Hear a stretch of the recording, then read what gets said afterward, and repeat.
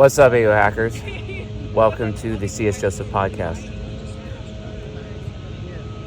Today's question: how can an INFP self-improve? Now, sometimes, when I'm submitted these questions, I'm like, okay, this is actually kind of a lame question. I'll email the folks, be like, can you ask a different question or ask in a different way, because this one's kind of like on the boring side. But thing is, though, is that I don't really often talk about INFP's self-improvement very often. And sure, it's pretty covered in, like, let's say, season 19 in the Discover INFP section at csjoseph.life/portal. It's like, I think it's like $30 to get access to that, just a one-time fee.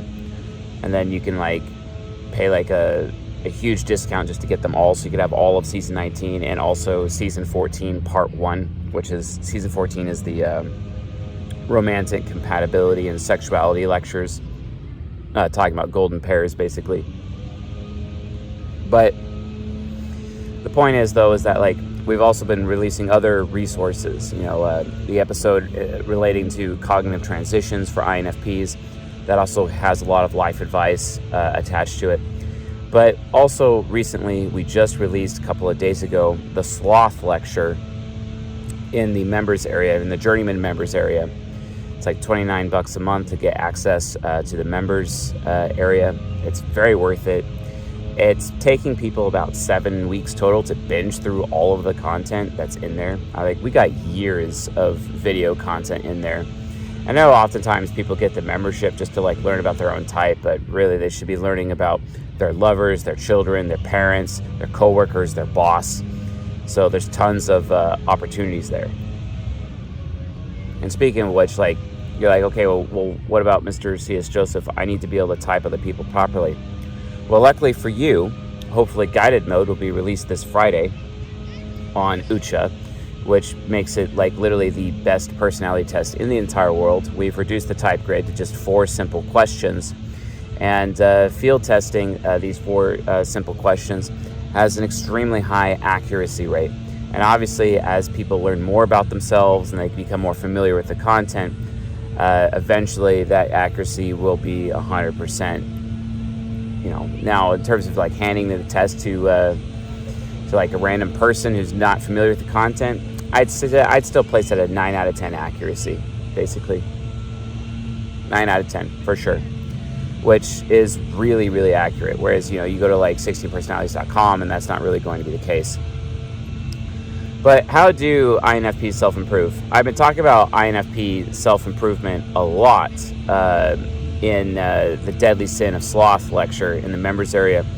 And it's talking about, like, their primal need or their primal craving, the one thing that they're trying to get out of life, which is power and authority, basically. Which I highly recommend you figure that out. The thing is, though, is that what is not really discussed as much is, like, well, how does an INFP actually gain more power and authority? How can I improve? Because from my perspective, self-improvement is based on an INFP's ability to, become successful. But success, as defined by an INFP, is basically measured on how much power and authority they actually have in their life, right?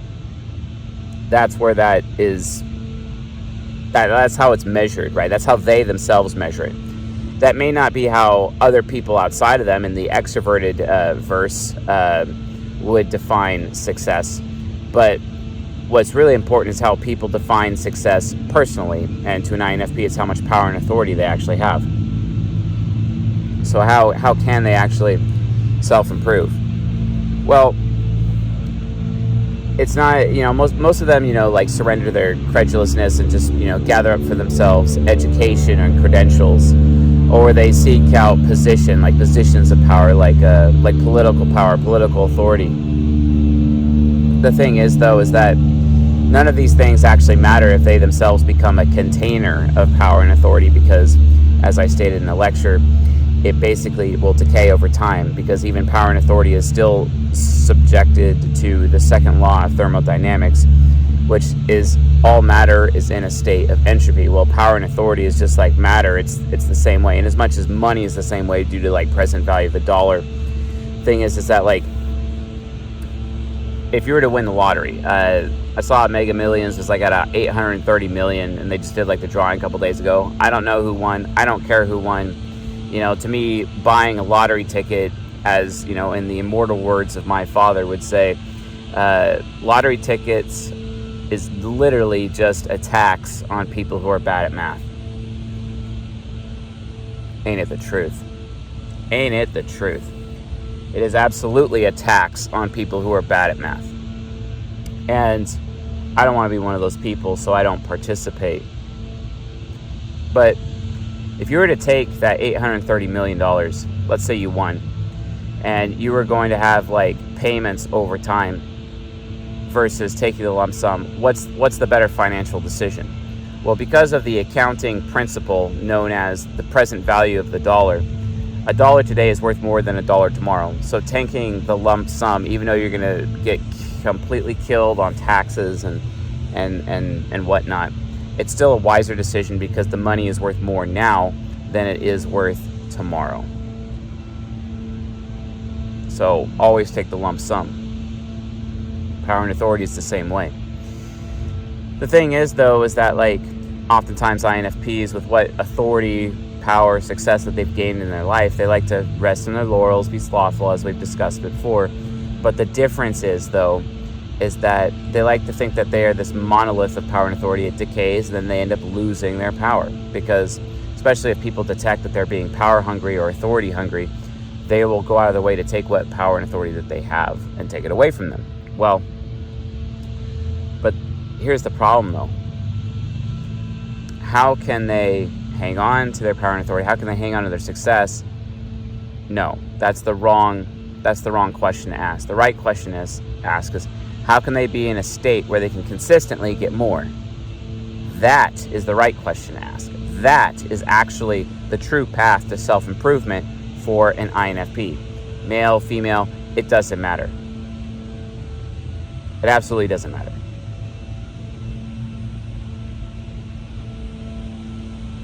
So, what you end up having to do is, just come to these terms. Leadership. Leadership is important because leadership means like, hey, I'm going to transfer what power and authority I have to other people, then I'm going to hold them responsible. That's also an important concept. But here's the thing, like, how are they even able to do that if they're not even resourceful? Being resourceful, I've noticed that like NP types, out of all the 16 types, end up becoming the most resourceful out of all the types. And the reason why is because they lack extroverted sensing performance, yet they still have the need to maintain their introverted sensing level of comfort. And oftentimes, this is how SPs do it. This is also how SJs do it. Concrete types, in order to maintain some semblance of introverted sensing, especially with SJs, in order to maintain some introverted sensing level of comfort, those people, what they end up doing is they try to upregulate their own personal performance, which can be difficult with an extroverted sensing nemesis or an extroverted sensing critic, because their ability to perform is much lower compared to SP types, where it's a lot higher since it's extroverted sensing parent versus extroverted or sensing hero, right? So this ends up becoming a major issue over time. So what an NP has to do, especially INFPs, because let's face it, they have extroverted sensing trickster, and that can continue to be, a problem for them.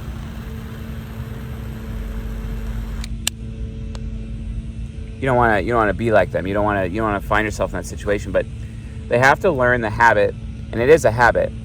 It is a skill, but ultimately it has to become a skill that must become a habit. The habit of becoming resourceful.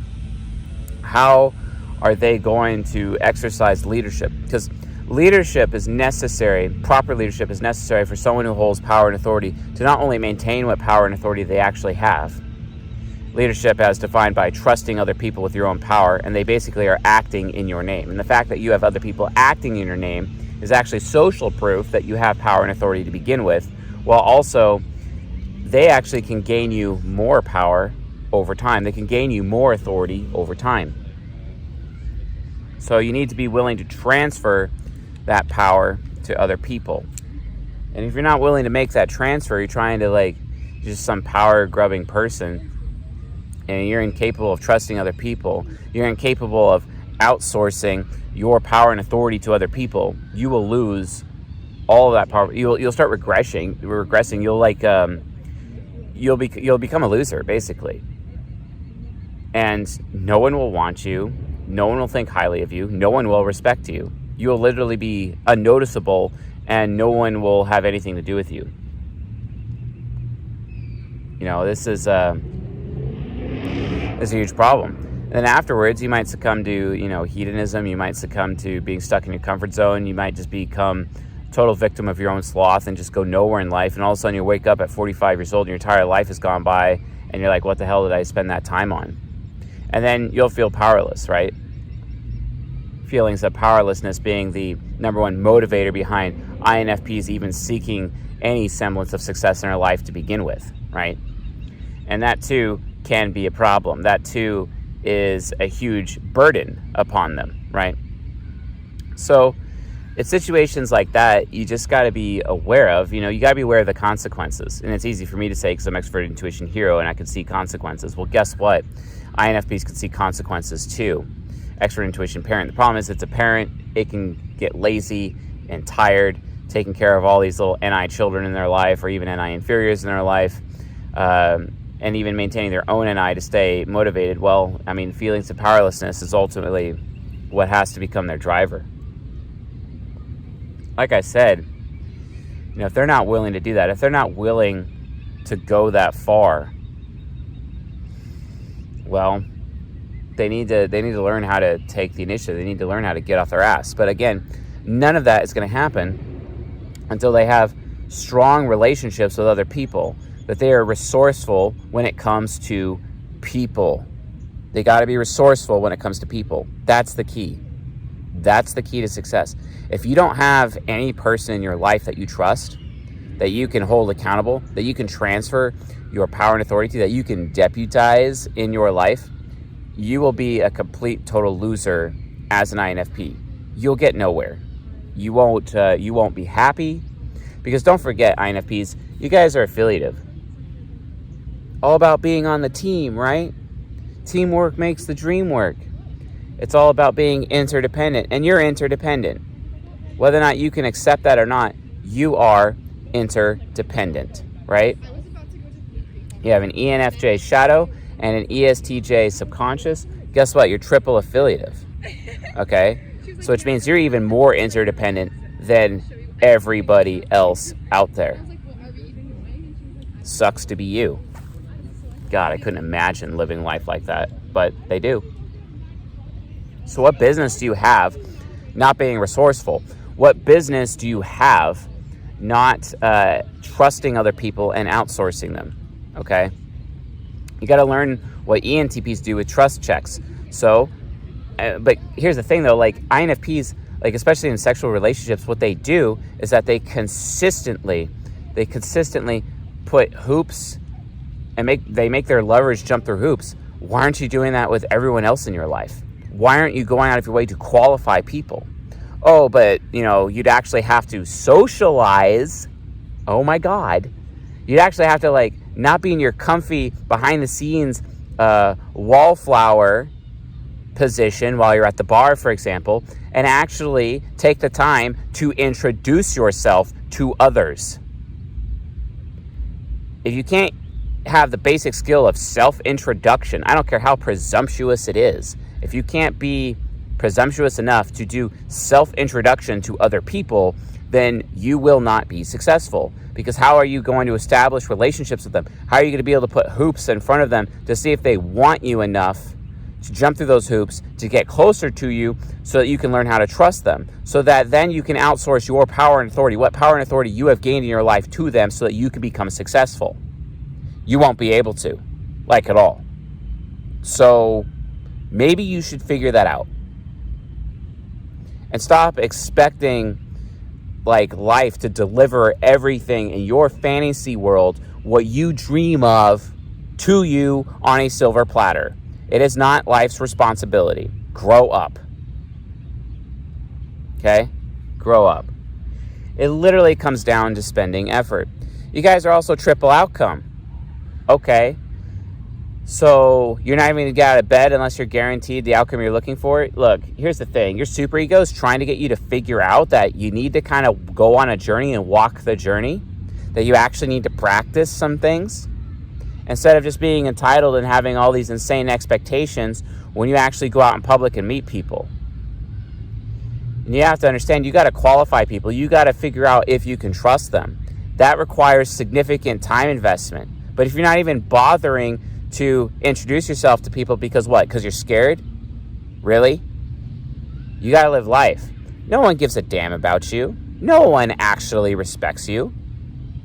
The only person that actually truly can respect you, the only person that really truly can give a damn about you is yourself. So prove it to your superego. Prove to your superego that you could do this. And I promise you, you'll be successful as an INFP. Anyway, folks, thanks for watching and listening. See you guys tonight.